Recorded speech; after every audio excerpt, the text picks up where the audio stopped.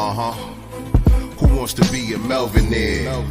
It's a manhood movement, constant elevation. Every day we improving. 7 p.m. on Wednesdays, I think you should tune in. It's more than a podcast, it's a family reunion. Melvinaires.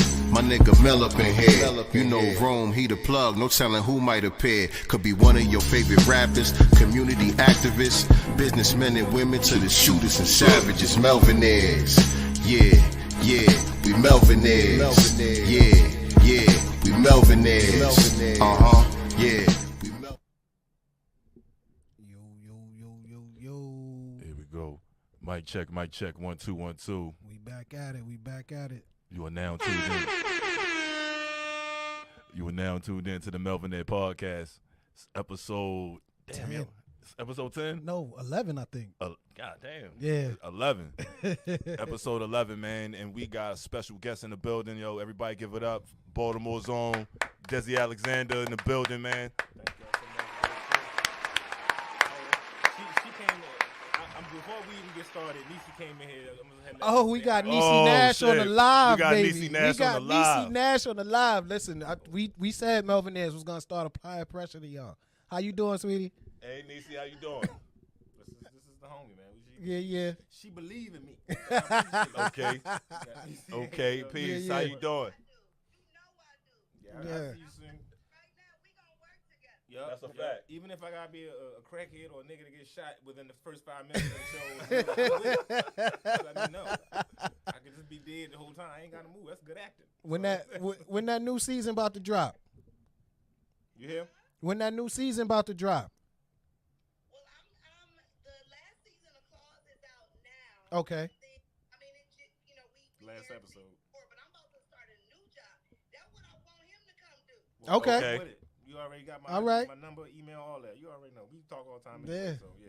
So, Definitely make sure you subscribe to the show. I'm just saying what's up. All right. Yeah. Now. I'm gonna hit Thank when I you. leave, all right? See y'all later. All right. All right. Oh, man, that was crazy. Yeah. Of course, when Niecy jump on head, 800 niggas jump on head. Listen, y'all didn't get to see her, Oh but my goodness. she fine. Yeah. Without makeup, Yeah. she in her natural She was state right barefaced. now. Barefaced. Yeah. In her robe, she fine as wine. Yeah, that's a fact. I jumped off the live like a dumbass, but yeah, we gonna keep it moving. All right. That's all good. That's all I didn't good. mean to fuck up the beginning of the show. So we mostly freestyle up here anyway, so it's all good. Yeah. Desi Alexander in the building, y'all. All right, cool. Yeah. Do a rewind real quick. Mm-hmm. All right, so yeah, man. So, first yeah, of all, let's- thank y'all for having me, man. This is the first interview / podcast I done did in like almost since before the pandemic. So it's an honor to be here, man. So Yeah. Thank y'all for having me, for real, man. Good to do it at home. It's definitely an honor and a blessing to have you Yeah, here, my definitely brother. honor and pleasure, man. We appreciate you. Yeah. Appreciate you so much. Shout out Silk, man. We appreciate you. Yes, Thank you. Yes, sir. definitely. Thank you. Lady Silk. You the bestest. We got the other quarter of the Melvinaires. We're gonna get Dr. Inky on in here. Yeah, welcome everybody. Welcome back to the show. Yo. Peace. How you doing, Peace brother? to the family. Peace to the family. What's going on, where brother? you at? I'm in Detroit, man. You in Detroit? I'm in Detroit, man. It's Oh, crazy. I was- Well, I see you in a couple. You come to the show. I got a show in Detroit coming up. I see you in a minute anyway, man. Yes, sir. That'll So work. You already confirmed, so you got to buy tickets. You got to buy tickets to the show. It's like me and Jess gonna be at the MGM down there too. So that's what's up, man. I see you in a minute. Oh, that's what's fine. up. Shout out to Jess too, man. Yeah. Yeah, big shout out to Definitely. Jess. So, starting out, the first thing you said, the first thing I took notice of meeting you, and the first thing you said, I'm a stand-up comedian, and you said it thoroughly, and that like the confidence in what you said it, Mm-hmm. yo, like I love it.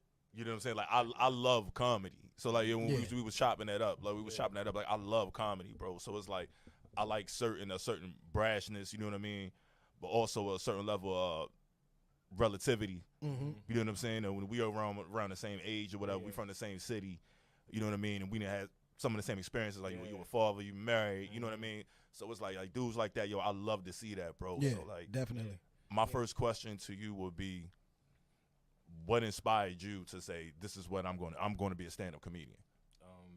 first and foremost, like I think a lot of comedians, some people are born into it. Some people study the craft and then they end up falling into it. Me, I just felt like you said, I was just like the funniest dude in the class, the funniest dude around my friends, the best storyteller in my group. But the confidence to like make you want to do it came from my family. Like my father was like a big Richard Pryor, Eddie Murphy, Red Fox. He was a big fan of them. So that sometimes when you was a kid, you sneak up and watch and listen to your parents downstairs cussing and smoking and drinking and stuff. And me and my brother would like sneak and listen to him and kind of like, can you good? Yeah, but we're a little closer. All right, they would hear us down there. We would hear them down there like cursing and acting up, and we would like kind of like listen to him. But a few times my father like, if you want to stay down, if he was drunk enough, he was high enough. He'd be like, if you want to stay down here, you gotta watch this. We would sit down there and watch Richard Pryor till 1 o'clock in the morning. He dying laughing, and it's like watching one person make all them people laugh. It's so amazing to me. Like, and I would be laughing at Richard Pryor's mannerisms. And my father would be laughing at the material. So looking at one person laughing for two different things. Right. I always found stand-up amazing, man. So I've been a fan of it before, but to actually do it, It's funny you say that because I had some of those same experiences. And like you said, we was laughing at the mannerism. Like he looked funny, he sound funny. You know what I mean? You didn't necessarily know what the fuck he was saying. But to see that had that type of control and have that much control over, make that many people laugh. You know what I mean? In unison, was amazing to me. It takes a lot. It takes a weird confidence, first of all, to say to yourself in your head, I know something that's funny, and I'm gonna make y'all laugh at what I'm saying. It takes a really strong and weird confidence at the same time. But I just feel like I just got a good connection with people, man, and I think I just vibe out with everybody and make people. I like making the audience feel like it's just me and them in the room talking about something. Right. You know what I'm saying? And that helps a lot with me being nervous too. Yeah. Right. Yeah. I have a he's a really good friend of mine. We used to be co-workers at Radio City Music Hall, and I remember the first time he was like, "Yo, Mel, I'm gonna try comedy." You know what I'm saying? And I was like, I don't know about that. So, that's my boy. I'm going to support him. He performed at Caroline's. They was having like a amateur night thing. Bombed. But he kept at it. Kept at it. So much till for a long, I don't know if he's still doing it, but for a long time, he became the host at Caroline's. You know what I'm saying? Yeah. And he started, he would have his own little bit, and then he would introduce the next comic. They go off, and he come back, and he got really good at he got really good at it. His material was a lot better. His confidence was up. He really he was one of the ones that it wasn't like a natural thing for him, but he just had the confidence in the will to keep it pushing. I think the way you said he wasn't starting off naturally. Some people don't have that natural ability up front. It comes after a while. Some people never get it, bro. Some people never know it. Like my wife always say when people say stuff out loud in front of people, read the room. Sometimes people don't know how to do it. It's a comedian. Man, I love this guy to death. Me and all my comedy guys that be around this brother, he do not know how to read the room. And he say like the most uncomfortable stuff to women. Just like the first out the gate. And you know how you gotta work up to that. You gotta make the crowd comfortable. And then get ignorant. So they like, I like him already because he already won me over. He'll start off with something thinking he being shocking and like. And he don't be feeling people turn on him. He keep going. He's almost gotten it was a point where for the five or six shows I've seen him at, some dude was about to fight him. That's crazy. And we were talking like, yo, you don't know how you be making people feel, and you don't be saying you. And as comedians, you also, it's like you have to have 1,000 thoughts going through your mind at the same time. You gotta be ready to roast a nigga. So I mean, you can't. Absolutely. You gotta be ready to roast a nigga. You gotta be ready to change shifts if you offend somebody. Nowadays, you gotta be ready to if this topic ain't working, you gotta find some segue. It's so many thoughts running through our head while we up here. So has it ever been a time you went up on stage and just? Man, I think me starting off with the open mics and grinding to get to my hour helped me a lot. But I've had tough sets, and then it's like the separation of each level of my comedy is funny. Like having the open mic sets, never have gotten booed before, but I gotten silence. Mm. And silence is that the might worst. Be worse. Silence is worse than bombing, right? Yeah. Because it's like they like letting you die slowly. When you bombing, you know shit ain't working. You just like, damn man, and then people just kind of like giving feedback to you not being funny. But them watching you die a slow death, like run through your whole set. This shit ain't funny. I'm just gonna stare at you. That's worse than bombing. Right. Yeah. So transitioning from that to like. I like every level is just like a switch. Like, and I get to being really good on stage and finding myself on stage, and then I get booed on stage. Like going through all them years, getting better and better. Right. Getting to this level of knowing who I am. That's the most important thing about stand-up comedy is knowing yourself on stage. Getting booed right when I figured out myself. Right. And that's the level. It was like God and my dad in the sky was like, nigga, this is the point in your life where you need to quit doing this. Sink and swim. Right. Or you gonna keep going, and then you keep going. And then, like, once you start sacrificing for that level breaks through, and you want. But still, even comedy is such it's like it's a joke within a joke. Yeah. Even being on tour, I've been on tour I just looked it up myself. I've been on tour for the last 5 years, so I ain't even realize it go by so fast. And still, even if you a headliner, you can still bomb. Yeah. If you don't know, because like sometimes as comedians, we feel like I got this, and I've done this for a while. Yeah. I'm gonna just do what I do, and it's gonna be that way. That happened to Richard Pryor, I think, from what we now know to be live on Sunset Strip. Yeah, had a bad set. The night before that actual recording, he bombed really bad. Yep. You know what I'm saying? Told him I'm gonna come back. We gonna do this shit again. Yeah. It's funny because like me and Jess had a show in Vegas, bro. And mind you, when we do shows. Everybody know I write for Jess, do a stand-up, I help her do the stand-up, then I get my set ready. You know what I'm saying? It's like routine. You know what I'm saying? We sit together, like Jess has stuff going on in her life. I sit and listen to whatever she's going through, and while she's talking, I'm like, you know, hangover with all the mad problems. That's what I sit there and do, listen to her stories, put it in joke form, send her on stage. I look through all my notes, make sure she said everything I just wrote for her. Then I got to get myself ready. Right. So I do 30 minutes, and then she do an hour. Right. And this one time in Vegas, man, I was just cocky. I don't know. I just felt like I'm good. Right. Everything's all right. I'm used to this. You know what I'm saying? Like, we do this to the point where I didn't do my normal routine. I normally sneak out in the crowd and like look at people. Right. I like to feel the vibe of the audience. Like they're not gonna laugh at that if I switch that and this tone of voice. I didn't do that. Okay. And then the club, the casino's theater room is connected to the hotel is connected to the casino's theater room. Okay. So I went from taking a nap to getting up, get on the elevator, going to the show. So I just felt like I'm good. I got it. We do this. Right. We do clubs, and casino is way bigger.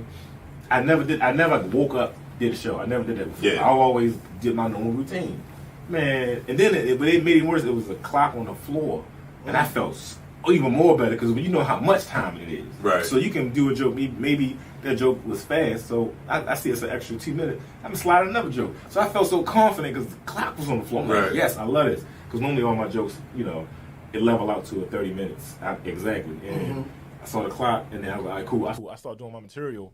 Didn't realize I'm in a casino. It's mad old white people. Right.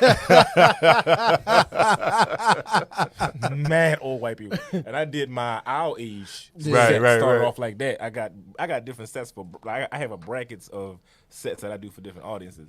And I put our stuff that we gonna laugh at first. Yeah. And the first 2-3 jokes did not work. And I was looking like, what the hell is going on? And I always peek at the front row. This is old white people. I was just like, shit. And I looked down, and it was 28 minutes left. I was like, oh my God, man, this shit is not going on at all. Oh man. So yeah, man. After that, when I saw them white people, I always pick one person to talk to help me. Right. And I picked that one white lady, and she was laughing. So I just switched all my jokes up to the kid stuff first, and then worked my way back around. But that was so tough, man. I was like, I didn't do my routine, Vegas. Yeah. You ain't warm up. I did not warm up. Even if it's not even me getting ready, we talked about jokes early in the day. Neither one of us rehearsed. We just it was such a long flight. Got to the hotel, we ate like fat pigs and just went and got into bed. And then I just woke up like, man, put my clothes on. I'm gonna be more shit. You know what I mean? And then, just imagine getting this. You feel like a baller. Get out my room, elevator downstairs, cheering crowd. Right. Shouldn't have did that. I should have went. I should have stayed my ass up. Sat in the always people. Some people don't notice me. Sometimes I just sit in the crowd and just look at people. We gotta get, you know what I'm saying? Keep back in there. Yeah. So even if I don't feel confident, sitting in the crowd looking at people helps. Like, right. People vibe. People just enjoying themselves. I'm like, this it's not gonna be that bad. I'm good, and then I feel better about it. Is it the same concept of like, you know how they say like a football player, if you throw an interception, you gotta like have like short term memory, so to say, like or like a basketball player, they miss like 30 shots, and you gotta just keep putting them up. So like, is it the same concept? Like if because I know that's got to be a shot to the confidence. Yes, because like you feel like every moment like that is like you worked this long to be great, and you still ain't good enough. Start over again. Yeah, but that's what helps you stay on top of your stuff, man. What Mike Tyson said, he said a man that's comfortable in this position is in a position to get it taken. I'm never comfortable doing stand up. I know I'm great. I know I'm dope. I know I'm like one of the best out here, but I'm always at that edge like this could go wrong. So let me stay on top of my stuff, man. I always stay on that like I'm a beginner type stuff. Right. Yeah. It helped me stay sharp. And that night I was just like seeing that clock say 28 minutes was just like I gotta deal with this shit. And I normally know how all my jokes land and how much time it takes for them to laugh to me to start the next joke. And it just wasn't going well. Right. You might have fared better if it was a bunch of single old white men. They probably wasn't laughing because they sit next to their wife. Or they just lost a bunch of shit at the casino. It's a lot of factors. And, you know what I'm saying? But I was gonna say that forgetting the shit is important too. Yeah. Because that coincides also with like my anxiety and stuff like that. Right. You gotta like learn how to have short-term memory and forget why you feel a certain way to like kind of reset your brain too. And it's like that with comedy. You got that last bad set, that shit don't matter no more. Them whatever 100 people in that room only remember that moment. Let them have that. That's you just move on. You know what I'm saying? So we got another game coming up. Yeah. So you mentioned you've been touring for the past 5 years. What club did you walk into and you was like, damn, I'm on a billboard with such and such, but you was in awe. Where like for that moment for you was like, man, I'm really doing this shit. Oh man, in Texas, they have a wall of all the comedians, and they asked me to sign my own picture to put on the wall. It felt good, man, because after I did my set, it was good feedback. I'm gonna just get my free food because we get free food and liquor and shit. That matters. I would do the comedy just for that. But to go in the back and they was just like, you always have a good set when you come here, man. And we really appreciate you being here. And they just like, can you sign this? And I'm like, ooh, I'm giving you this. And they're like, no, this is going on the wall. So oh, that's fire. That's what's up. Man, it felt good, man. What was the name of the spot? This is the Dallas Improv. Dallas Improv. Nice. So yes, they put my shit on. I was like, that's the first club that ever. I mean, other clubs let you sign their green room wall, but to have your picture put, that's a big deal to me. You know what I'm saying? That means something. I'm in that little statue thing. Like that's what I want. That's what's up. Like so, you want to be recognized. The vibe I get from you, I feel like you are a comedian's comedian. You know what I'm saying? Yeah. You're not a guy that just do comedy. Like you a comedian's comedian. Mm-hmm. You know what I mean? And like I can pick that up. Like I see that. Yeah. When I did my show, the show at we was talking outside, Keep Your Distance show. I did my set to make the comedians laugh. Right. You know I was like, I'm gonna make they gonna laugh. Anyway. I want to talk to the comedians, and I was doing stand up for them, and they was down laughing. Yeah. So I just want to live beyond, this when it comes to comedy. You look at people like Richard Pryor. He ain't gonna never die. Never. You know what I'm saying? Like the money's gonna come. We all hustle. The money's gonna come. Right. We gonna be able to take care of our families because we hustle. But to live on forever, man, to have something that my kids to look at, like, damn, I gotta live up to that. Shift the culture. Great. Yeah, man, that's important to me. You know what I'm saying? So who's your top 3? Oh, my top 3. If you see me on stage, you'll see it. Bill, Eddie, and Richard. Okay. Yeah. I get my cadence from Eddie. My mannerisms from Bill. No, my mannerisms from Richard, and my storytelling from Bill. From Bill, Bill was the best fire. storyteller. Yeah, man. Bill was fire. a very good. That's a great combination. That's a tight top 3. It's just like that's why I said we in the middle of a good generational stuff. Yeah. You know what I'm saying? Yeah. Like, cause I had to make Jess appreciate that shit. Right. She was getting this. People don't believe Jess really be writing. Jess really be like trying to be better at stand up. And she didn't really know the old school shit, but she kind of started. Well, not started, but she kind of her memory goes back to like Comic View. Right. That's old. That's old. To Yeah. her. Right. To us, that's like midway. Yeah. Midway, right. Yeah, we was teenagers. Right. Yeah. I said you need to watch. You need to watch this. Yeah. At some Richard Pryor, Def Comedy Jam, Def all Comedy that. Jam, Ellen McCullough. Yo, I like- showed her all of, and she really began to appreciate that shit. You know what I'm saying? So Yeah. Because I hate a motherfucker that just like I've had people that do Instagram videos and they got to do stand up and they feel like I got to do stand up. I don't really like that shit. Right. As soon as you say that, I'm just kind of like I ain't even gonna fuck with you. Right. Right. I'm not Yeah. gonna give you no. I'm gonna give you inspiration, but I'm not gonna really talk to you about stand up because you don't like it. You don't like it. Yeah. Yeah. Like, yo, I never like, yo, when Martin You So Crazy came out, bro. Oh my God. Yo, I watched that shit every day for a whole summer, yo. In We was high like, school. we was in We was in high school. okay. No. No. When it first came out, that was 90. You So it Crazy. came We on was HBO first. It Yeah. came on HBO first. Yeah. You So Crazy came out It in was like probably that was the early '90s. We was kids. it was early 90s when Yeah. it came Yeah. out. But when I was Yeah. old, like I'm talking old enough to have it. old enough to have it. Yeah. Yo, I did nothing but. Yo, I used to rent videos, bro. So I used to go to Hollywood. I used to ride my bike to Hollywood Video, bro. Old Yeah. sentence. So, yeah, Very old sentence. yeah, very old Hollywood. sentence. We the last Oh, generation. oh, We the oh, last generation. I got a question. Yeah. From Hollywood. Our rented kids will video never from know what a Hollywood. Hollywood is Rent a or what? Blockbuster. Word. Go somewhere and get it. Word. Yeah, we had to go. I got a Go somewhere question. and get it, bro. And I used to rent the Richard Pryor show. I used to watch all the comedy section, bro.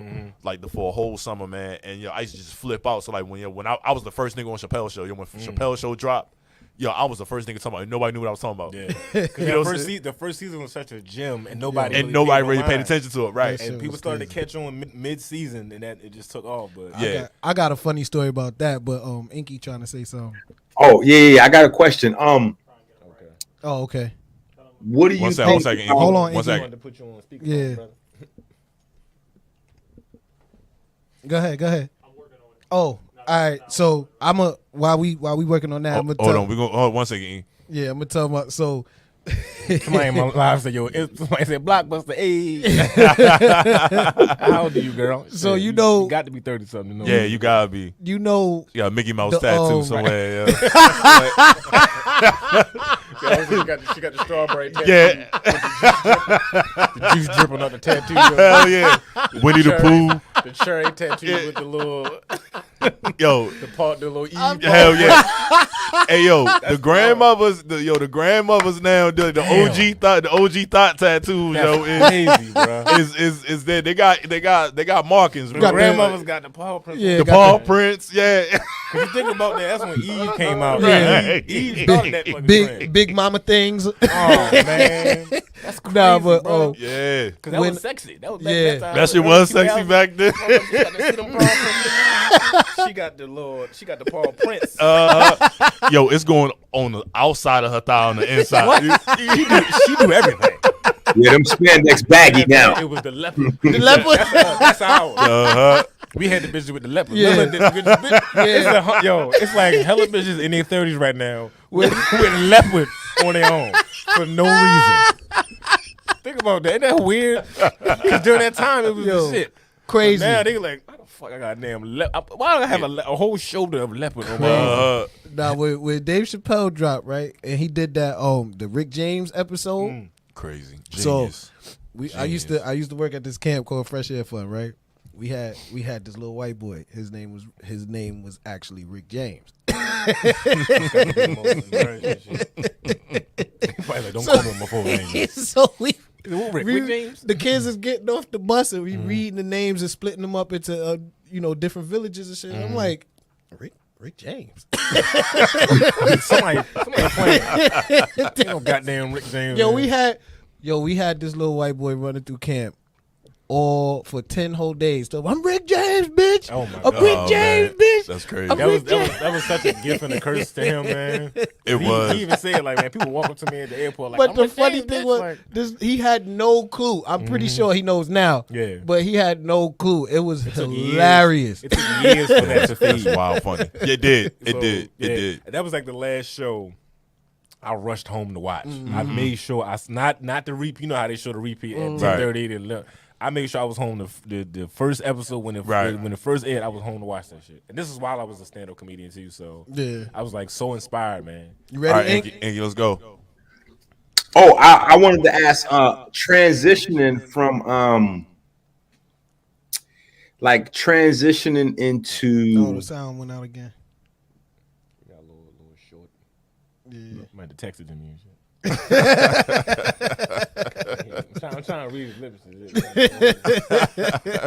Yo, that'd be another facet to your Right. miming. All right, All right, there you go. so no. Do you have to push to transition from IG to stand up, and then from stand up to TV or movie? Like what is that? Man, How does that go? It's so many different routes to take. It's no like 100% formula that you have to take to do it. Because at first, when I first started doing comedy, everybody was saying you have to move to New York. You have to move to New York, and I was about to, but it's like a lot of stuff happening between now and then.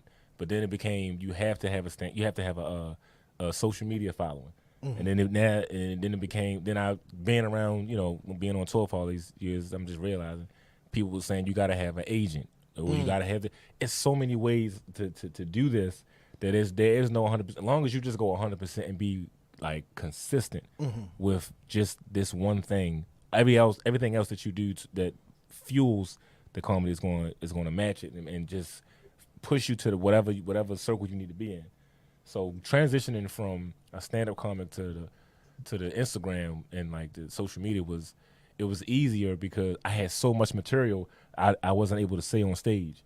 I got all this material, but I'm only on stage, X amount of times a week. Right. And when I started doing stand-up, wasn't no open mics for comedians, bro. Yeah. Like it was like you had to be in a show or you had to be already, tight with this group. I was by my damn self doing stand-up, but I would do stand-up.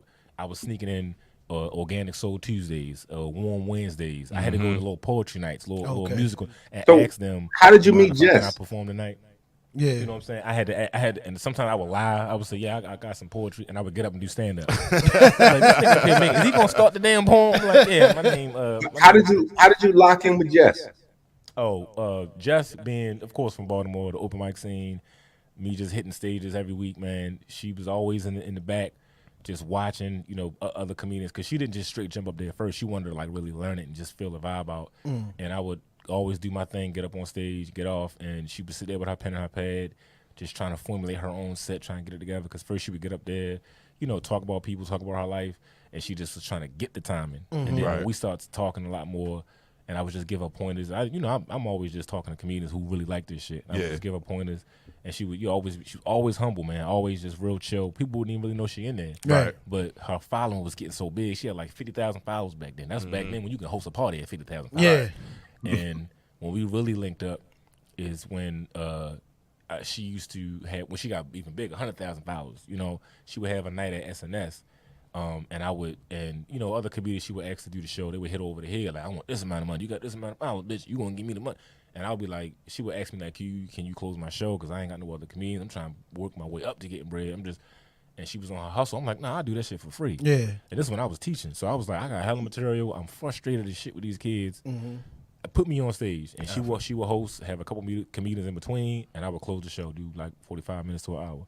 And then once we got consistent with doing that together, I didn't even want no money. I was like, I just want stage time. This shit worth more than money. Right. And she was like, yo, when I do this tour thing, you gonna go with me. And I was like, all right, that's what it is. We'll see. And you know how you hear that from mad comedians, right? Yeah. But when that shit started, she was like, you want to quit your job, bro. Wait a minute. Really so did you just slip in that you was a teacher? So you was a teacher in Baltimore? Yep. I was a teacher while I was doing stand up. That got to be material filled. Absolutely. Right? So, yo, unlimited material. That's what I wanted to go into. The transition from teaching to stand up. Not just being a master of ceremony. You know what I'm saying? Like it had to. I can only imagine. I used to mentor in Baltimore. I used to mentor kids. I still do. You know what I'm saying, bro? Yeah, we be seeing some. We've seen some shit. Right? There you go. We be in these houses. Absolutely. Like, first time I was like mentoring, the first house I went to, another kid just walked in the house like, "Hey man, can I borrow one of your beaters?" I'm like, y'all niggas borrowing beaters? That's an intimate ass garment. Yo said it with a straight face. "Hey man, can I borrow your beater?" And niggas like, "All right, I'm going to the back grab one out the hammer." I was like, yo, these niggas is borrowing beaters out here. Yo, that's crazy. I come in out the hamper. Out the hamper. Out the hamper. Out the hamper. Let me go out the hamper and get you one. Hold up. Let me borrow a dirty t-shirt. A dirty wife beater with the yellow with the brown under the. That shit was. I don't know if it was as far as his. I don't know whose it was, but All right. Yeah. So I used to mentor kids, and I worked at summer camp for years. Mm-hmm. So there's always this one kid that stands out. And his name is Leon. He be the bad one or the real good one. He started off real good. This was my little man. Till he got comfortable. And then got comfortable. he turned into a terrorist. So I'm telling my story, then I'm gonna finish my question. This so getting stressed out just about talking about the fist about the ball up. This little kid, right? He had been going to camp that whole summer. Because like he was a genius, like a legit genius. Like so the first camp he went to was for about a week and some change. He went to space camp. Came home, then his mom sent him to basketball camp. Came home, then his mom sent him to the camp that I worked at. So by the time he made it to me, he was camped out. He just wanted to go home. He wanted to be in his hood. You know what I'm saying? Like he missed his mom, all kind of crazy shit, whatever. So by this time, he knew how to manipulate shit, and he knew that counselors. They be worse. He knew like counselors can't really do nothing to him. But see, this camp in particular is an escape for all inner city youth. Including the counselors. This was in New York. Okay. Yeah, we was up in this town called Fishkill. Okay. About an hour and a half, 2 hours outside of the city. So we not really. You can manipulate these white counselors. Yeah. But we'll fuck you up. Right. Belly to back slam across his desk. You know what I'm saying? But I'm like trying to I would be asleep and wake up. He'd be over me with like a pillow. He'd be in my little drawer trying to steal my snacks. And it just got to the point where it's like, now it's like 3-4 nights I haven't slept. Because I just don't trust this little dude, right? So I'm... You're just fighting for your life, man. You feel like I would have gave him a beat. I'm in jail. I would have beat that ass. So I'm like... He need to ask for. Hold on. Yeah. No, I'm saying he need to ask for, but I would have had to whoop his ass. I wake up, you over my face with a pillow, nigga. It's go time. I got hit you with my fist. He almost started a gang war with the village right across from mine. I was in the village called Timberline. The village right across from me is called Lakeside. My man, he's like my brother. I see him coming up to my village with mad kids behind him. I'm like, yo, Ian, what the fuck you doing? Lord of the Flies. Yeah. He like, yo, where your man Leon at? I'm like, I know you ain't come over here.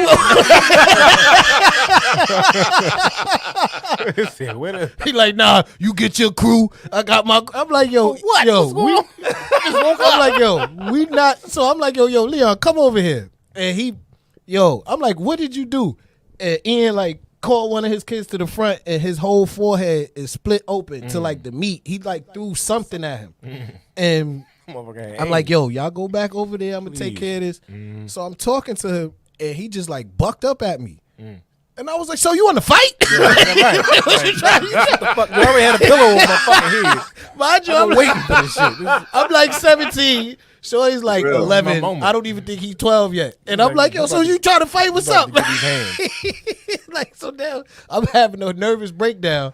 And I go to the office, and I'm like in tears, like, yo, y'all got to send this little nigga home. Please. This nigga going to jail when he get older. I don't want nothing from this nigga. So, he's going to jail. I'm going to jail. Somebody going to jail tonight. Shit, man, dog, no good. Don't send him over here.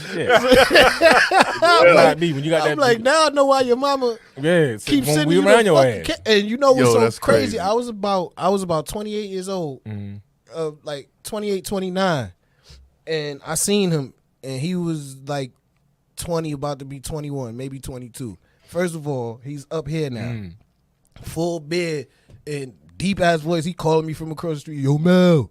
I'm like, holler at you. I'm like, what the fuck? Right. He like, you don't remember me? It's Leon. I said, yeah, I remember your bad. Right. What you doing with your life, man? Shit, you ain't got no pistol and shit. Go ahead and kick that shit out. Like, man, Go ahead and kick that shit out, my nigga. I knew you was going to be. I knew you was going to be that when you got older. Go ahead, man. Yeah, I owe you this. Yeah, well, That's ill, man. Damn, bro. but you had any kids like that in your I class? always get the ones. It's funny, like when I had a summer camp, we had a little dude that was bad as shit. Your mother would pay daily. She wouldn't pay weekly. She would come in with her $29. Please watch him till I get off work. Come in, breath smell like fucking Wolf Schmidt and shit. Oh, man. Like she just been drinking. How the fuck you drinking hard liquor in the morning? When I was running that little nigga, I was like, I see why. And it's funny because my brother went to their house to meet her and him, and he put on Facebook, if you want to donate toys to the camp, donate them. Right. His little badass was so bad, his grandma was watching him. She donated his Somebody toys. going to jail. She donated his toys to the camp. So yo come to the camp Yo. and see kids playing with his toys. Nah. This nigga flipped on everybody. I'm like, what the fuck is wrong with you? Just imagine everybody calm playing with the toys, and he just come in like, start diving on kids, punching them, like trying to gather all of them in one hand.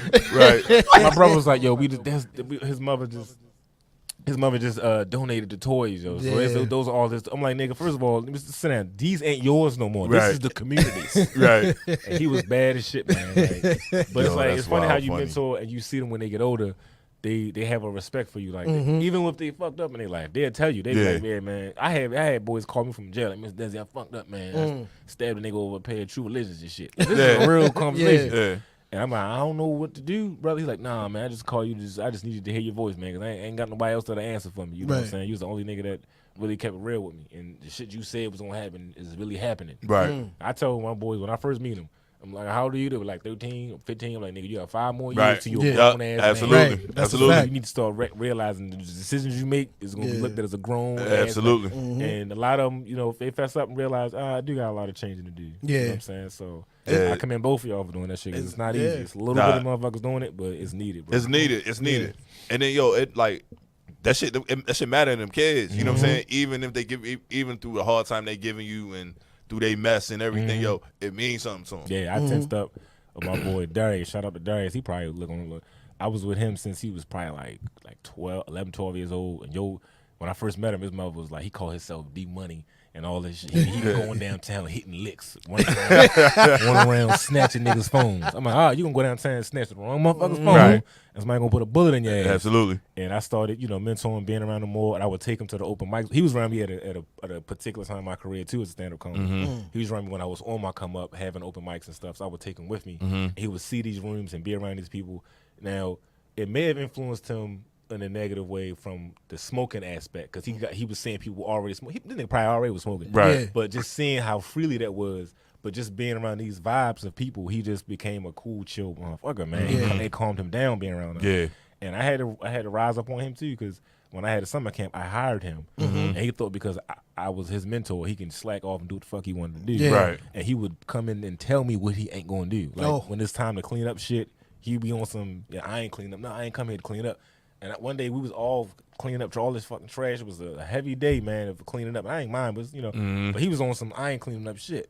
Oh, I was yeah. like, all right, well, then you fired then. Right. Shit, and I fired him. And yo try to like tense up like he's about to hit me or something, like he's about to like talk. Yeah. I'm telling you right now. It ain't gonna go how you think. I'm not in mentor mode right now. Right. Okay. This is Desi on the street. I'm about to body slam. He brought his uncle up there. I'm like, you bring uncle, I will slam his ass Right. too. But his uncle was like, no, I came up here to tell you he was fucking wrong. That's what the fuck he get. You should have cussed him out. You should have punched him in his fucking chest. Right. And to this day we still have the strongest relationship, man. No matter how much I don't talk to him. Yeah. He always call me whenever he want to talk about shit. You know what I'm saying? He got a baby now. Yeah. And That's you what's feel like up. you a grandfather. You don't Yeah. no nigga had a child at Right. like 19. And I Right. feel like I'm his fucking grandfather. So them relationships is important, man. Yeah, absolutely. But A lot of my you are like a grandfather in that space. You know, a lot of these kids, they don't have. I opened the school when I got to Detroit, and I learned very fast. A lot of these children, their home life is absent. You know, Yeah. and then you fast forward, and now we're in the situation where some of these cities, like we make up 13% of America. You know, out of every 100 people, 13 of them are black.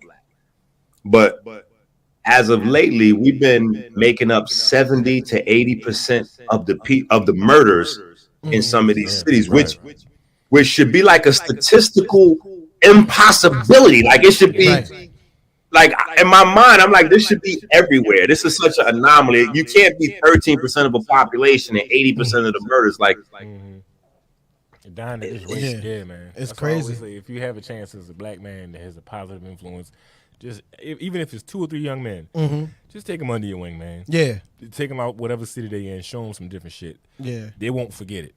Yeah, doing that, like that really changed my life, because what I didn't realize was when I started, it was at a time in my life when I really needed it. You know what I'm saying? My life was my 4 city blocks. I barely went into Manhattan. I'm from the Bronx. I barely went into Manhattan. Okay. I was in a private school, and I had a sponsor, somebody paying for me to go to this private school. He told me to meet him on Fulton Street, which is all the way downtown, like right before you get to the ferry that takes you into Staten Island. And when the train went past 42nd Street, that was too far for me. Peace, salute. Yeah. Salute. Yo. And, I turned around and went back uptown, because I'm like, I've never been this far into the city before. So going up to that camp and meeting other kids like me and meeting all the international staff and getting to learn new cultures and like just really being a positive influence on kids that's not even that much younger than me. You know what I'm saying? And have people looking up to me, and like it really like put me in the frame of mind like, all right, I got to stop the shit that I'm doing. Because, I was in the street doing knucklehead shit. I've had the utmost ultimate fortune for the things that I was doing to not catch up to, you know what I'm saying? And lead to the thing, the consequences that come with that. But I think that camp came in my life at a time where it actually saved me, because had I not gone up there, I might have. You know what I'm saying? So now you felt you got something that you responsible for and you living for, and you out here representing. It's a whole different vibe when you had it, when you feel like you representing something. Right. I think we all have a little asshole stage growing up where we do a little bit too much. Absolutely. Way too much. My shit was 7th grade. I started my asshole dumbass stage in my life was 7th grade. I was just doing everything, not trying to prove myself, but I was like, because I skipped a grade, I was always not with my age group of friends. Right. So I went to middle school before them niggas. Yeah. So I already had a group of friends I was hanging with that was already in middle school, and we was just running around just doing dumb shit. And I wouldn't even hardly see my friends that much from around the way. I was seeing when I got home, but I was getting in trouble with the niggas in the grade that was, ahead of me. And I was just like fucking up. I was just like fighting niggas and fucking stealing shit, bro. Yeah. I was doing a lot of wild, and then like just seeing my mother face like, yo, we don't even raise you. What the fuck are you doing? And it wasn't even like my mother crying like, why are you doing this? It was my fault. My mother was just like, what the fuck are you doing? Why you being a dumbass? You know what I'm saying? And I hated just letting my parents down. Yeah. And then when I let my brother down, I felt even more worried. I was just like, let me cut this shit out, man. I got out right before shit really, really caught up with me. Yeah. And I was just like, I'm gonna chill the fuck out, man, because I was raised in a house of just artists and people that do shit. Like my mother was a playwright, and an actor, and the director. My dad was like on the technology shit. This nigga had every camera before they even hit the streets. You know what I'm saying? Like he was the only person in the neighborhood with a camera. That's you know what I'm saying? With the full video camera. They had the VCR and the other thing hooked up to it, so you had to walk around with this big ass camera. The VCR, everything. He had the whole straps. So seeing that in my house, and my dad, he would record my mother's events. I mean, any play or film thing that she had. She would bring like major speakers, black speakers to the city. Kwasi Mfume, Dr. Van Sertima, Nice. Dr. Clark. She would bring them down to the Arena Playhouse. And they was, and I was just a kid running around helping my mother sell tickets. Wasn't no social media. That's we beautiful, hitting the streets, bro. hitting houses, putting up flyers. She was doing that shit, and she would just throw me in her plays. Yeah. She would just give me a script. So like, the grassroots was innate in you. Right. Yeah, he was born into that. Yeah, so my mom, that's I ain't beautiful. even asked to be in the damn play. My mom, Yeah. your name Junebug. Just remember that. I'm like, man, I gotta remember school shit and this. I'm fucking 9. No. Like, I said your name is Junebug for the rest of the month. Remember that. My mom put together a play in like '92, and she put me in the play too. But I only had like a few lines. Like I was the paper boy, and my line was like extra, read all about it. But you felt different. The play was for HIV and AIDS awareness. You know what I'm saying? Because that was at a time where people still didn't quite understand what it was. You know what I'm saying? We just knew that people was dying from it. Yeah. And so she did a play. She and we weren't like, we were living in Jacksonville, Florida at the time. We weren't from, we just coming from New York. My mom is still really young at the time herself, and she just went to all the high schools and got, a couple of kids to be in the play. Like we did, to raise money, we did like this car wash. The car wash turned into an event itself, and it got like some radio. The car wash got like some radio spins and shit like that. And people from the local radio was like, if you at the Jiffy Lube on such and such and such and such, go get your car washed and this, that, and the third. And we raised a lot of money. The play was very successful, and it stands out to me because one of the kids, his name is Amir, and one of the teens in the play, his sister was in my second grade class, right? And I had like a little thing for her. And she was standing. Eyeing her down. Mind you, I'm like 7 years old at the time. She's standing in front of me, right? And she got her little school uniform on, and something in my head was just like, grab her butt. Some little animal ass instinct. Some little instinct in you was like, just do it. This is your. That shit happened to me before. And I didn't even argue with myself. I just grabbed the butt. Yo, we've all had that moment, bro. What the fuck be wrong with you as a kid? Yo, Go to jail for some shit like that now. dead ass. I just grabbed her butt, and she turned around and she was like, "I'm gonna tell my brother." And I'm thinking her brother's like our age, right? Grown, big ass. You know what I'm saying? And then I'm from the Bronx. I'm like, yo, The Stacey get your pull brother. Up. You know what I'm saying? Whatever. You just saying it. So my mom is like, when I get home from school that day, my mom is like, we got to go around to, these people's houses. We got to give them their scripts and stuff like that. Man. Oh my goodness. Man, you had some shit coming. We end up going to Amir's crib to give him his script. And I see her sitting on the couch. And she popped up. She's like, Amir, he grabbed my butt. He's like, who? I'm like 7. He's like 15 at the time. Shit. He ran up on me, and he's like, and he just picked me up. He was like, you grabbed my. I was like, no, she lying. And she like, no, he said, that's my brother right there. That's him. What you gonna do? I ain't gonna do nothing. Because I ain't touch you. I don't even know you. Yo, that's wild funny, yo.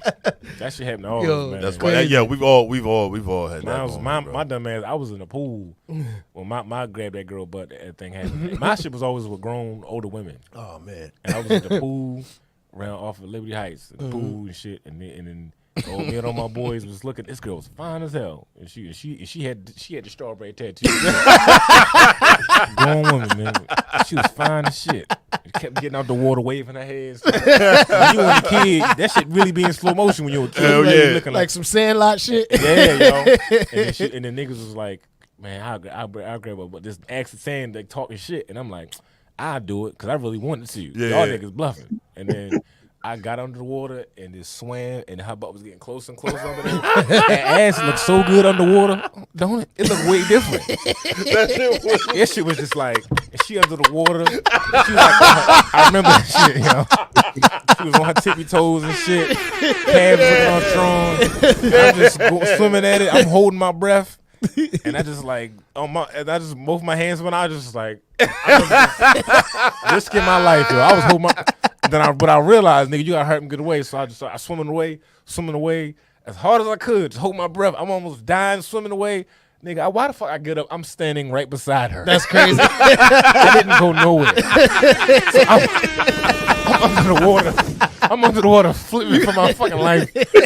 And she didn't even get mad. She just looked at me, gave me that little look like, this little boy cute. That's all. That's cute. But I could have got the shit knocked out of me. That Now wait a minute. You know what? Funny. I'm glad you said that. That's an excellent segue because what I was getting ready to say is there's a space where women actually think that's cute. Mm-hmm. Yeah. Depending on what the age difference is. Yeah. And then depending on how you look and how it happens, and there's like a few little factors to factor in. But You have to meet different qualifications. yeah. I was ugly as shit. She was like, oh, nasty motherfucker. Yup. Please. That's it. Yo, you know it's crazy. That's exactly how I go too. Yo. Yeah, That's exactly how there's it a goes. space where things like that's cool. And as an older guard now, I be trying to hip sisters like, hey, don't encourage that right now. Don't encourage it, right? And look, wait, not even for them, not even for their sake. I'm just thinking about the boy because I know how if you oh, that's so cute, oh, he's so funny, that's so cute, he's so funny. At some point, he's not gonna be so cute. Right.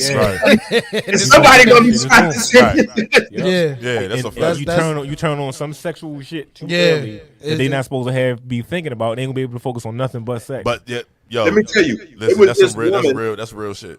It was this woman, and this when I lived on Gun Hill Road. Oh. And yeah. I used to live right across the street from Montefiore, Montefiore, yeah. Bainbridge.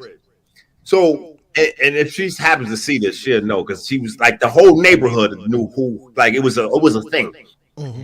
Her son was almost 6 years old, and she was still breastfeeding this nigga. Yeah, nah, that's weird. Now she was breastfeeding him like the Oval Park is right there, like she breastfeeding him outside whenever he get hungry. She Yeah, go ahead. that's like wild that was weird. and she was like, she was a thick one. You know what I'm saying? Like a real, her body, big booty, big like. So it was just a wildly uncomfortable situation. Like she had no problem, and so everybody was like, "Yo, something's gonna be wrong with him.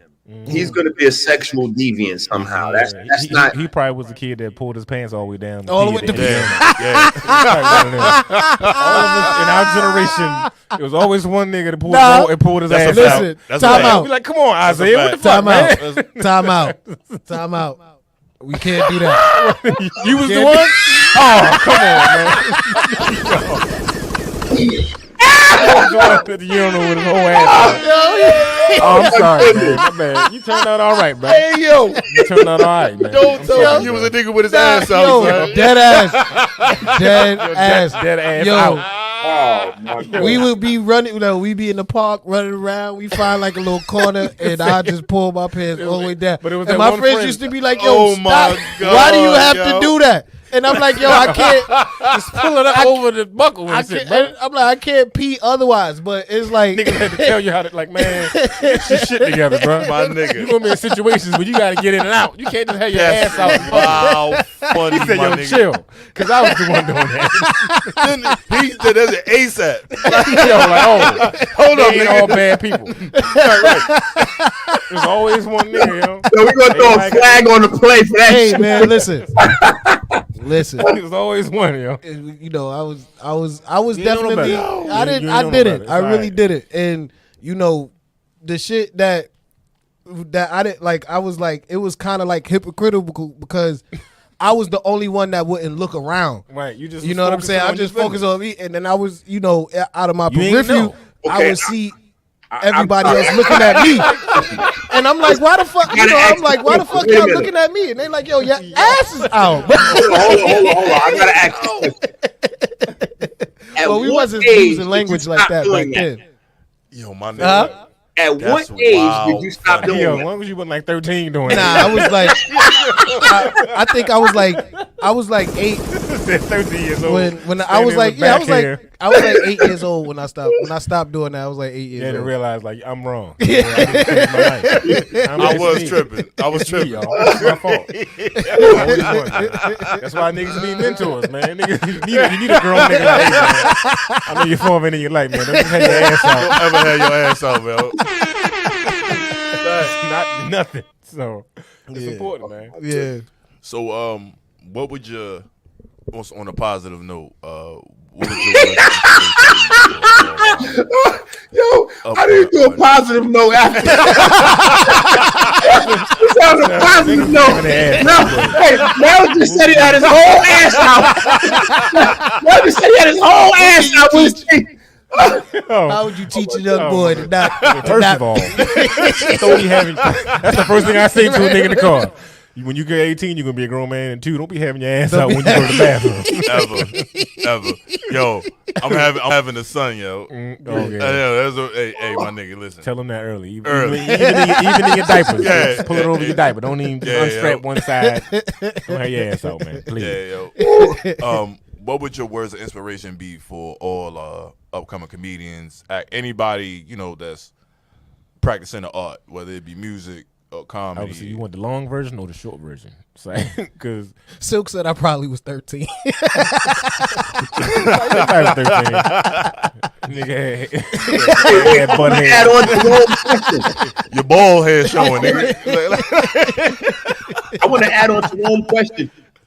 Have you ever met any kids while you were mentoring that wanted to pursue, that wanted to follow, Crazy enough, nah, man. All of them wanted, they were all amazed to see me. The ones I got the ones that I've first started mentoring that are like teenagers now. I let them no positive note after that. I let them come to see me live, and they were like so amazed that I was such a goofy person on stage and make people laugh because I was so serious with them. Yeah, I would do little side jokes every now and then, but not like on stage. To see me straight do a whole set making people laugh, they'd be like, "Mr. Desi, I did not know you even act like that, man." They had a different respect for me, but they was like, I can't get up there and do that. Even if there was a class clown, they'd be like, "Nah, I ain't ready for that yet." Right. I think maybe in the future, but a lot of them showing them that made a lot of them pursue their dreams early. Yeah. Like one of my boys would talk about boxing, but he never really, he would talk shit. And I was like, all right, I'm gonna take your ass to a real gym. Right. Yeah. You know what I'm saying? And his name is Timothy. He's into gym, like he's into boxing like heavy. You know what I'm saying? That's what's up. Other ones do music.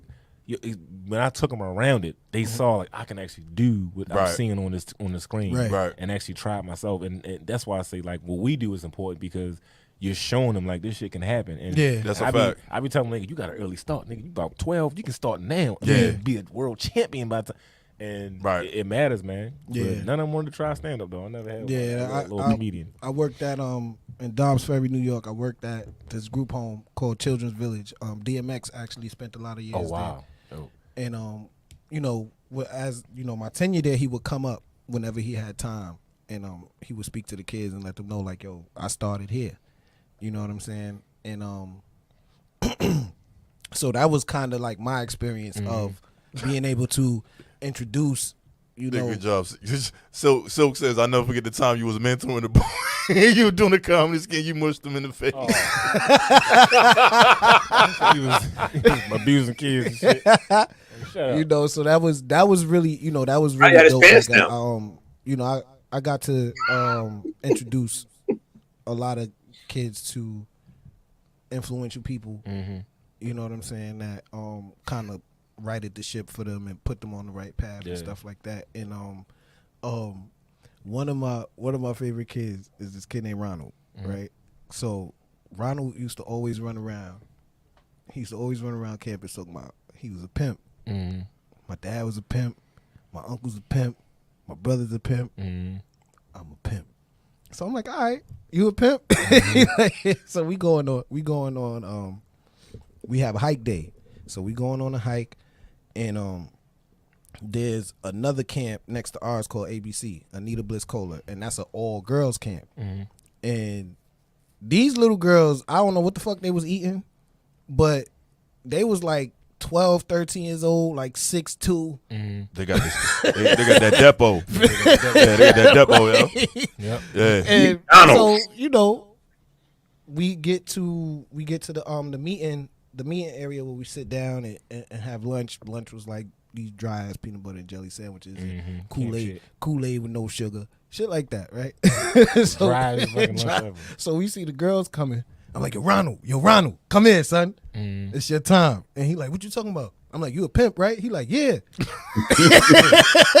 Show us what you got, man. I'm like, there go the girls right over there. He like, nah, son. Nah, chill. Like you said, all this shit. I'm like, I thought you was a pimp. Like, but those are, I have a lot. Those are my best memories, though. Mm-hmm. You know what I'm saying? One, being a camper myself, and then transitioning to the other side and becoming a counselor / mentor and everything, and watching these kids grow up, and then like a lot of them are adults now, and when they see me in the street, or some of them still call me to this day, and I'm those are like some of the most important bonds that I built throughout my life is from Children's Village and the Fresh Air Fund. You know what I'm saying? Mm-hmm. No, I ain't mean to cut your bill. Yeah. We're gonna wrap it up in a few minutes. I do want to say, like, I feel like on the mentoring tip, like we've all done it. Like, yo, like even like, bro, like I just stopped working for Shepherd Pratt this year. Like I worked for Shepherd Pratt for the past 4 years. So I used to work on the residential side with all the kids that got took in off the street. Yeah. So you know what I'm saying. So when they couldn't come home, I was the one on the inside. You know what I'm saying, dealing with them on a daily. Yeah. You know what I mean. Niggas stole cars and all types of wild shit. You know what I'm saying? Like the ones that play crazy, that can't go. The ones that can't make it in Hickey, they send over to Shepherd Pratt. You know what I'm saying? So they either social services or you know what I'm saying, or the other side. Damn. So if they're not social services, if they social services, they probably going to Shepherd Pratt for real. You know what I'm saying? If not, you going to Hickey. You know what I'm saying? Then they play crazy and then come to Shepherd Pratt. Yeah. So the whole time I'm telling them like, man, look, shorty. So now it's not a game because look, like they gon' like them kids in Hickey getting numbers. Yeah. And they giving them numbers, yo. Like my homeboy worked, like, he got to walk them to the judge. And they giving them kids 20 years. You know what I'm saying? Like football numbers, yo, at 14, 15 years old. That's crazy. crazy. Double digit years. Yeah. You feel me? Like it's real shit. Like when you talk to them. Yeah. So it's like, yo, you do. It's important work. Yeah, it's important. It's important work. Man, I remember I was the only person to show up in court for one of my boys, man. And he couldn't believe I was there. And that mattered. It was crazy because when I sat in there, it was the parent, the kid's mom, his dad, his family was like, we got somebody that looked like they can help him get off because he's somebody from other than us that's here. And I testified for him like, nah, he's an outstanding young man.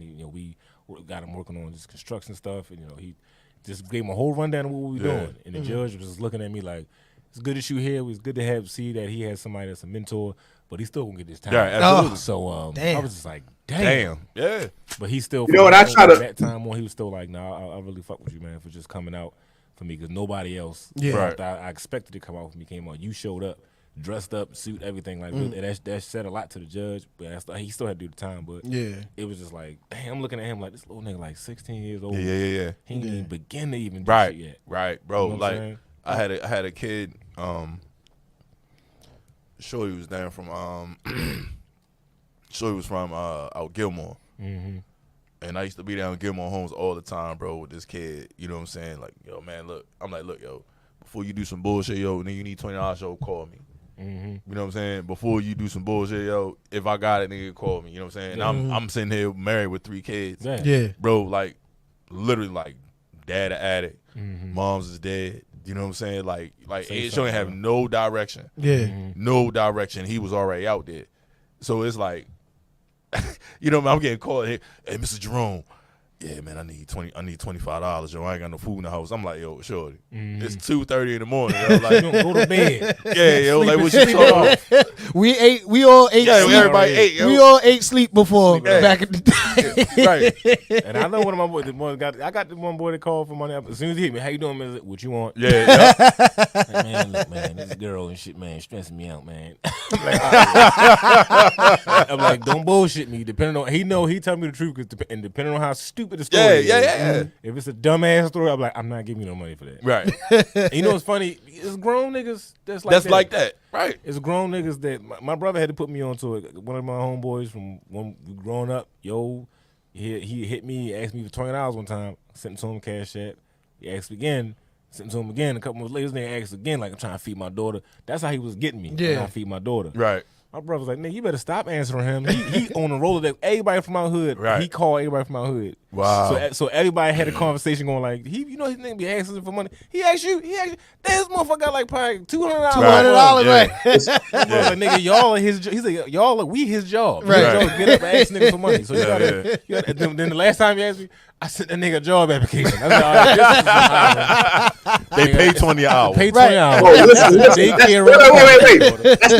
Wait. That's not just Whistling Dixie, because a lot of children, I get through to them, especially the young guys that think they're going to get some money. They're trying to make a move and do this and that and the other. I'm like, listen, what you need to know is when you sit down for 10 years, you do know you're going to be getting about 30 cents an hour if lucky when you sitting down. So I try to get them to realize what it means that slavery has been abolished, except for the convicted felon. Yeah, right. You know what I'm saying? And then I show them, IKEA, the furniture, the furniture's cheap in there because Right. niggas like you making it for 30 cents an hour. They don't even have to export to factories in China no more. They got niggas like you that's gonna do it for the next 10, 15 years. You're gonna get 30 cents per hour. And that's lucky. You might have to get raped or get stabbed in order to get that 35 cents an hour. Like, Right. The job, nigga, we gotta get raped to get the job. Yeah.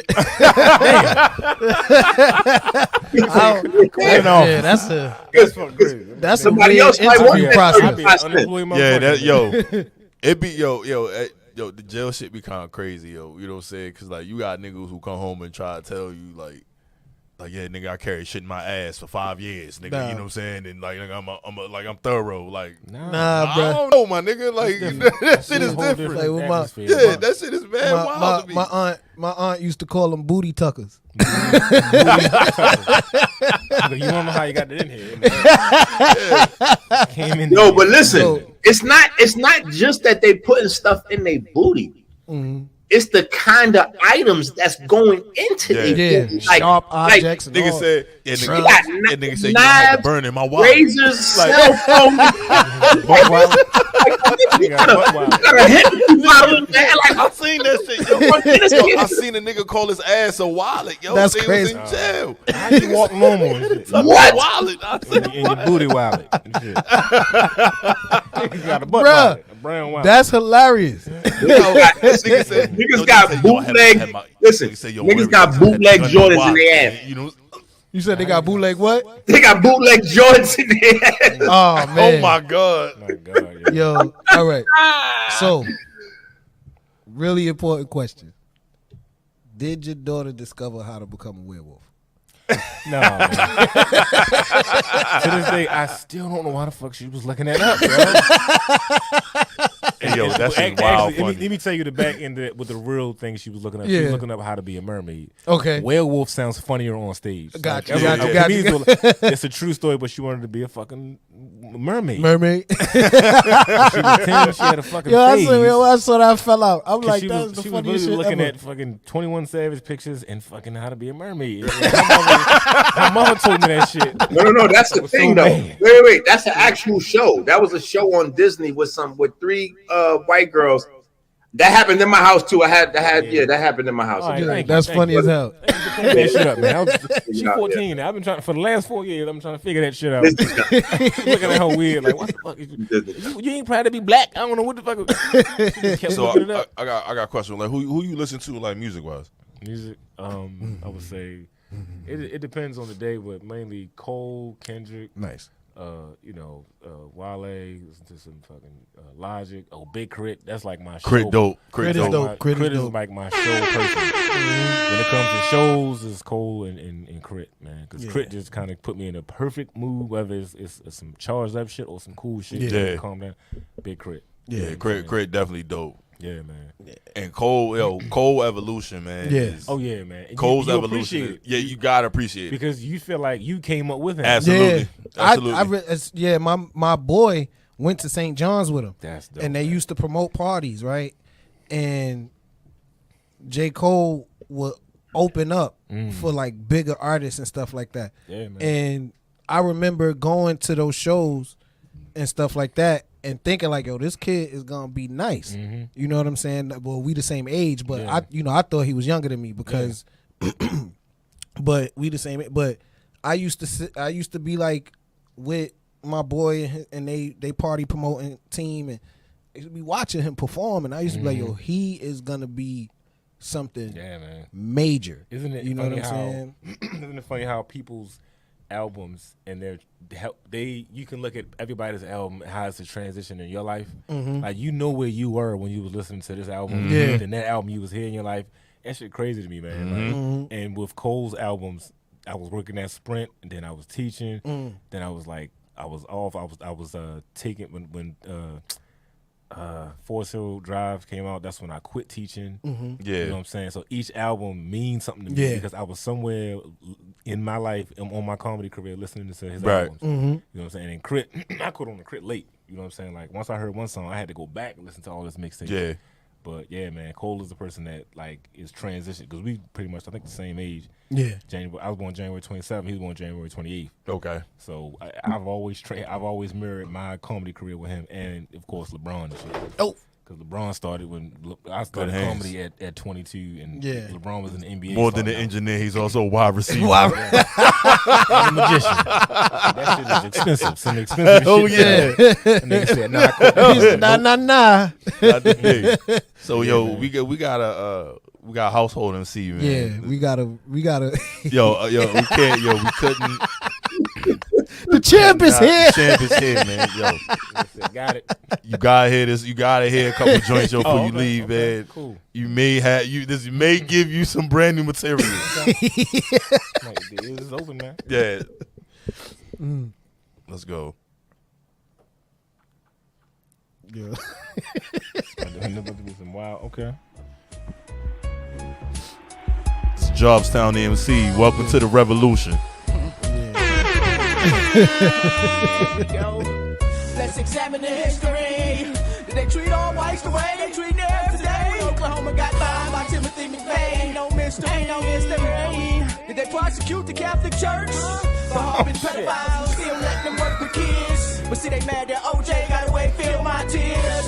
You heard cheers, not for him, but against the system. I respect the office, I pray for the man, but I didn't pick him. How is it you can call 5,000 people out of a lot of land? Close to 300 million. Got too much information in his head. How is it? I gotta wear a seatbelt in my car, but not on the bus. What if I'm driving around? How is it? And get 20 to life, but I can sell you junk bonds and take what you saved in the life. To and see something ain't right. This nigga got too much information in his head, yo. He shouldn't be rapping, yo. This nigga is stressed out. That nigga just vented too many bars and too much fucked up shit going on in the world on the song. Yo, that shit sound like Twister and Bone, like and Silk the Shocker. Them Silk the Shocker. That nigga was never on beat. Never on beat, son. He was having a conversation. Never, yo. And then yelling randomly. Yeah, he was going through a lot. Yo, listen, we got variety around here. Yeah, look, I'm interested, man. This brother, he gonna be something. Yeah, I don't know where music. Because you don't never know where music gonna be at. Move towards him and his kind of music. I'm telling you. Look, Melvinaires want they 10%. That's the audience. Give us our cut, man. That's it. I got to put a seatbelt on in the car, but I don't know. Really be in the house thinking about. I ain't gonna be able to go to sleep in that thinking about that shit, man. You got to put a seatbelt on the car. You know what I think? I think the weed has gotten way too strong. Yo, it's had a sauce. Yo, he broke another barrier in his brain that it's got too much information. Just put it on track. Man. It's too much sauce. Yo, you ever heard niggas like when they talk about like using DMT? Yo, yeah, like it's an experience, bro. Like you hear people about using experiment with DMT. It's like some LSD type shit. Yeah, like some hallucinogen. Toad poison. Yeah, it's toad poison. Like niggas smoke that shit, man. But yeah, that shit take it. He got DMT. He got some shit going on. Yeah, his third eye is unlocked like a motherfucker. Yeah, he got four. I was about to say that's definitely a four critically acclaimed. This is the critically acclaimed "Calm in the Storm." This the one everybody be requesting, yo. Let's go.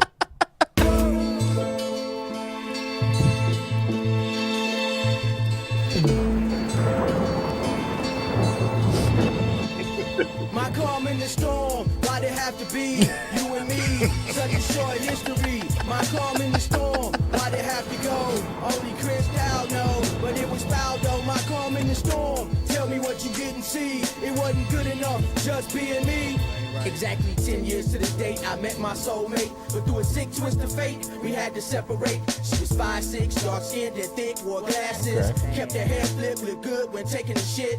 Skin untied, perfect smile, unpretentiously acting like a child. I was stuck like penicillin in the butt. I just knew what we had was so pure, uncultivated, unadulterated. I was so sure. I love when you do it. I saw her every day, but it wasn't enough. For me or her at school, at home, or on the bus, she never made a fuss. She's the one that I can trust. I feel it when we touch. It's a love-induced lust. She compared to no other girl. Thought I found my black pearl. Even like the moms, her and mine used to talk on the phone. When I wasn't at home, she was my calm in the storm. Why they have to be? Nigga, man.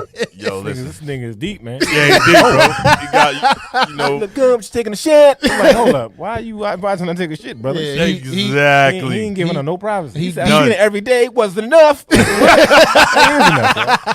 He deep That like is enough. he deep like That is penicillin in the butt. Get stuck like penicillin in Stuck the like butt. This nigga penicillin. definitely pull his pants all the way down with his feet. Still. Hey, yo. And that nigga, man. and he 50. Oh, He's shit. 50 years old. He sound like a 23-year-old man going through some shit, man. That's some shit I would say when I was 20. Yeah, he 50, bro. Good, but she was taking a shit. That's some shit I would say, man. Listen, I feel like that's the reason right there that they had to separate because It was toxic on his end, man. Yeah. He couldn't. No, that's too much love. Yeah. Too much, right? What's it? It was a love-induced nut. What the fuck? That's a lot, man. I ain't never heard nobody put that together like that. Never. Just love-induced Never. nut. Never. Hopefully he got some therapy, man. After that, she has ruined him. Man. Yeah, she fucked him up, yo. Oh shit. She definitely wait a fucked minute, him up. listen. Straight up. Yo, she that's need therapy after dealing with that nigga. We gotta make sure his sister got some therapy. This nigga in there. Listen, He probably gotta ruined every deal with relationship homeboy. he gonna be in after that. She probably go on the next relationship. You don't watch me take a shit, do you? Right. My last boyfriend, this nigga used to say, leave the door open. I don't know why he's watching that.